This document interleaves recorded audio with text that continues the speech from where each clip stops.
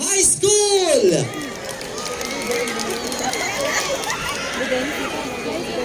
As they enter, may I share with you this description of their lantern and the meaning of what they're about to perform.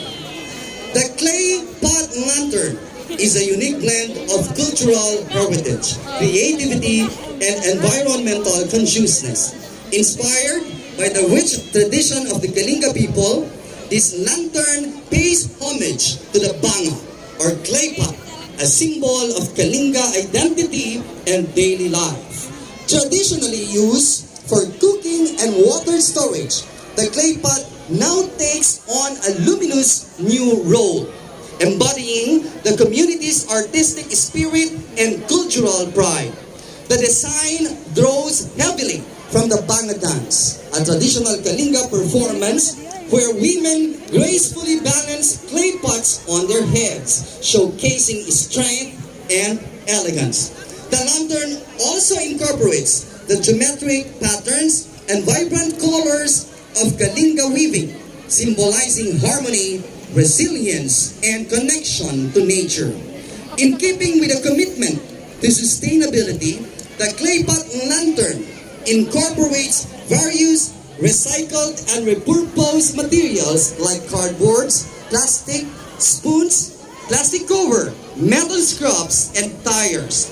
The clay pot lantern symbolizes the fusion of tradition and modern innovation. Its recycled components reflect a commitment to environmental sustainability, while its design celebrates the artistry and heritage of Tabuk City as well as the province as a whole. By repurposing materials that might otherwise be discarded, the lantern becomes a beacon of both cultural pride and ecological responsibility.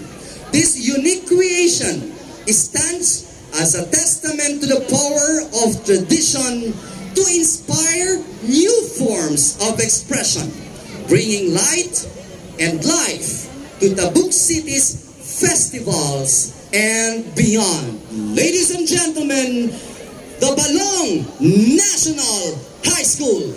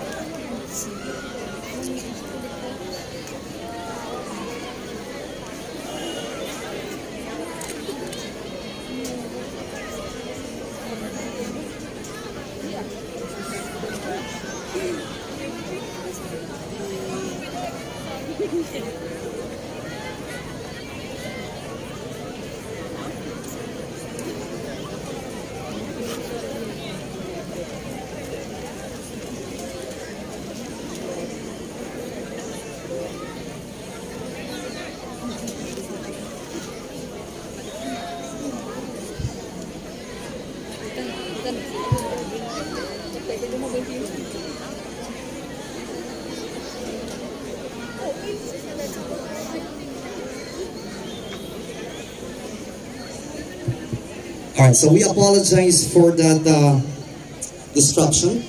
Dapat na